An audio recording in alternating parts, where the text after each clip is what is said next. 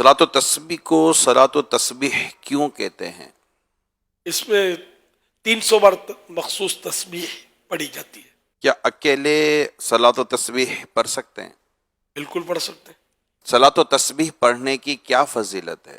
اس نماز کا بے انتہا ثواب ہے۔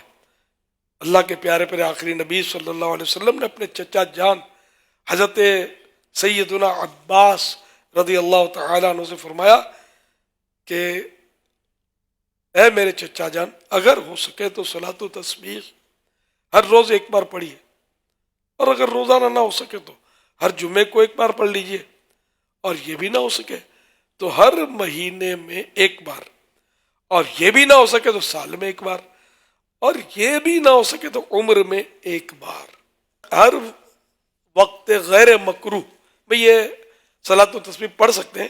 اور بہتر یہ کہ ظہر سے پہلے پڑھے، یعنی ظہر کی نماز کا وقت شروع ہو گیا تو اب پہلے صلاۃ و تسبیح پڑھ لے، پھر نماز ظہر پڑھے، یہ بہتر ہے۔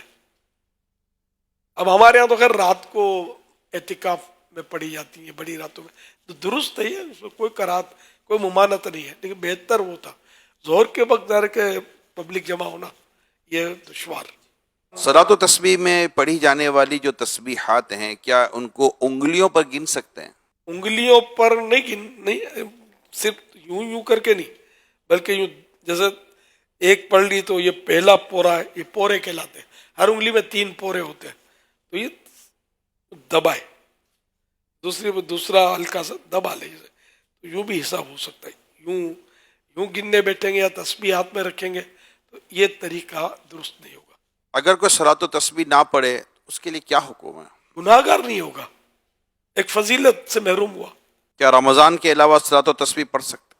پڑھ سکتے ہیں۔ صلاۃ التسبیح کی جماعت کے لیے کتنے لوگوں کا ہونا ضروری ہے؟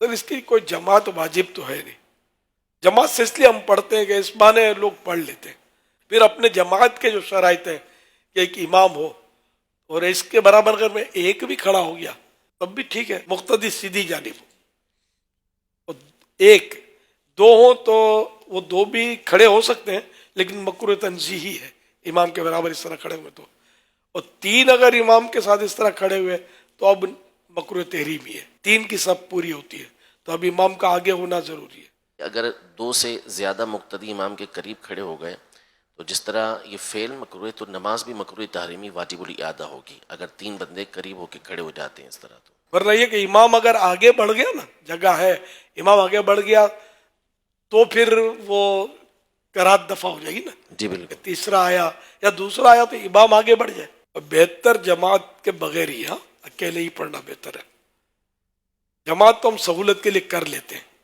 صلاۃ التسبیح میں کون سی صورتیں پڑھنا بہتر ہے؟ حضرت عبداللہ ابن عباس رضی اللہ عنہ سے پوچھا گیا کہ اس نماز میں کون سی صورتیں پڑھنا افضل ہے، تو فرمایا تکاثر، الہاکم التکاثر حتی عصر، سورۃ العصر، قل یا ایھا الکافرون اور قل ھو اللہ احد، یہ چاروں صورتیں پڑھنی ہے، یہ بہتر ہے۔ اگر اور کوئی صورتیں پڑھنی تب بھی صلاۃ التسبیح ہو جائے گی۔ صلاۃ التسبیح کی جماعت میں اگر ایک رکعت نکل جائے تو اب کیا کرنا چاہیے؟ امام کے سلام پھیرنے کے بعد کھڑا ہو جائے، اور اسی طرح تسبیحات جو اس کی رہ گئی ہیں وہ بھی ساتھ میں، وہ جو بھی پڑھنے کا جو طریقہ ہے اس کے مطابق وہ پڑھتا رہے، جو رکعت پوری کر کے قاعدہ آخری کر کے سلام پھیرے۔ عورتیں بھی صلاۃ التسبیح گھر میں ادا کر لیا کریں اکیلے میں؟ بالکل کرنی چاہیے، ان کو کے لیے بھی ثواب ہے، عورتوں کے لیے تو ضروری ہے کہ وہ اکیلی ہی پڑھے۔